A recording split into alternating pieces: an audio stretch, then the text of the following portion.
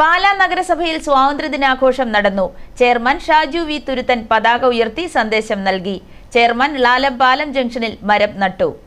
പാലാ നഗരസഭയിലെ സ്വാതന്ത്ര്യദിന ആഘോഷത്തിൽ ചെയർമാൻ ഷാജു വി തുരുത്തൻ പതാക ഉയർത്തി സന്ദേശം നൽകി.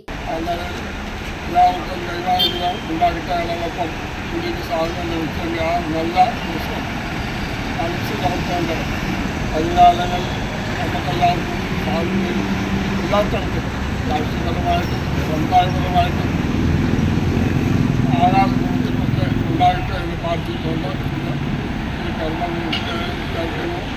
സ്വാതന്ത്ര്യദിന ആഘോഷത്തിന്റെ ഭാഗമായി നഗരസഭയുടെ മുൻവശം ലാലംപാലം ജംഗ്ഷനിൽ ജർമ്മനിയ ചെടി നഗരസഭാ ചെയർമാനും മര്യാദനം സന്തോഷും ചേർന്ന് നട്ടു.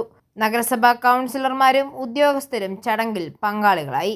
ഐഫോറിയ ന്യൂസ്, പാലാ.